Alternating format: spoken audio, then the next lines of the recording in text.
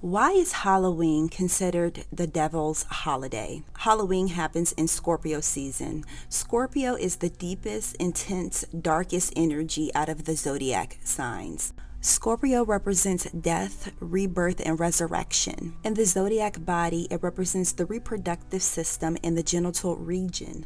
The genital region is typically hidden by clothes, and this is symbolic for the hidden side of Scorpio, the shadow side, the shadow aspects of a person. It also represents the spiritual realms that are hidden by the naked eye, hence the veil. The veil is an energetic shield that protects the physical realms from the spiritual realms and vice versa. Most people are oblivious to the spiritual realms, the hidden realms. But however, during this time in Scorpio season, around October 31st to November 1st, this holiday or holy day is called both All Hallows Eve or All Saints Day. These holidays are in celebration of the thinned veil. The veil is primarily thinned because of a star called Algun, aka the demon star. It's typically brightest during this time of the year in the night sky. It's Arabic for the head of the ghoul. A Latin translation is the head of the ghost, and a Hebrew translation is Rosh HaSatan, which is the head of Satan. In English, it's called the demon star, and it's in the constellation of Perseus. This is one of the reasons why this holiday is considered to be connected to Satan or demons.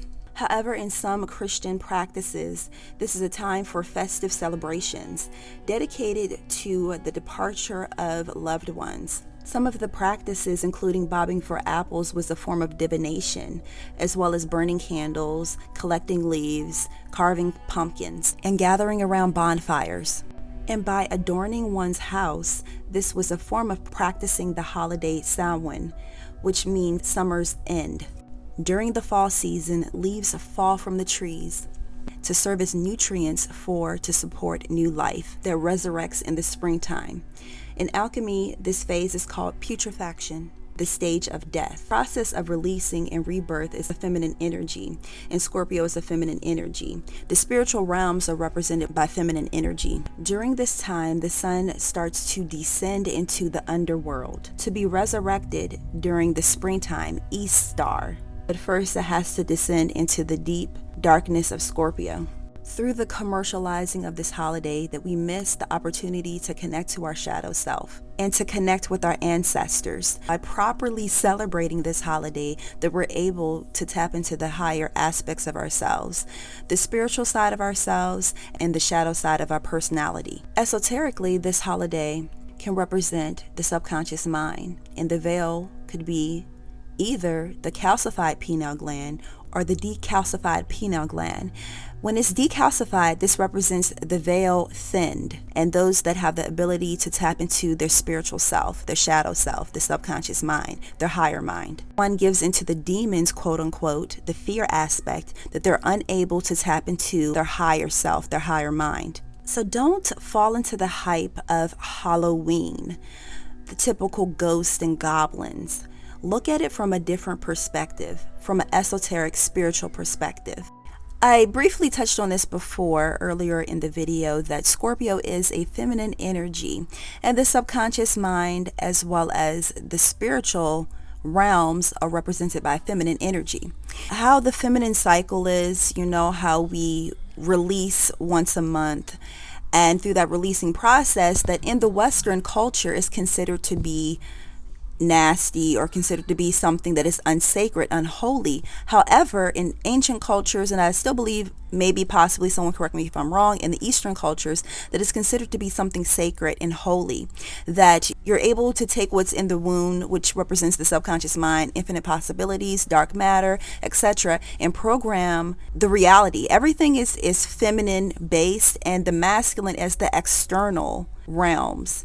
So things happen in the spiritual realms, and the womb represents the spiritual realm. And how that through the commercialization and the collective brainwashing, that the feminine energy and the whole feminine sacred release is demonized now.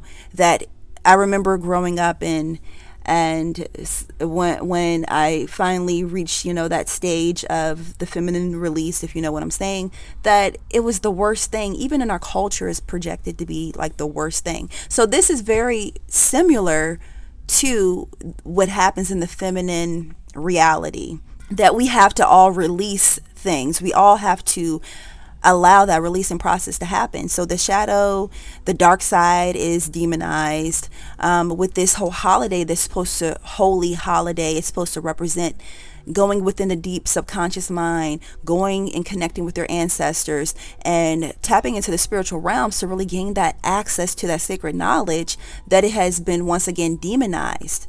But this is how we can take our power back, and not just for feminine as far as someone that relates to or understands themselves to show up as a feminine, like a female, but this is for humanity as a whole, taking on that feminine shadow aspect, the subconscious space, and going deep within and allowing oneself to die within, allowing oneself to break down, and how death has been grouped in this category as being something that is just the ultimate worst thing in the world, when it's a part of life that we all have to experience. If we are only operating from the masculine self, from the external reality, we are operating in the carnal mind. And how can we really regain our power? So it's a way of how to control and manipulate and strip people away from their true power. So during this Scorpio season, regardless if you really celebrate this holy day or not, that you can go within yourself, really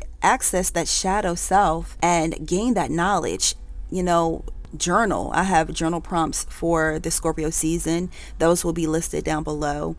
Thank you for tuning in. If you have not subscribed as of yet, do so by hitting the subscribe bell and the notification button so you can receive notifications when we post new content here.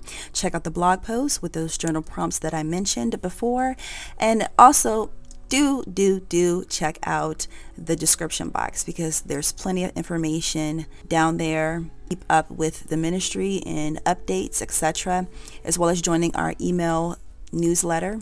I do have a video coming up really soon for the Scorpio season, and I want to get deep, esoteric, etc. So stay tuned for that, and I'll talk to you guys in the next video. Peace.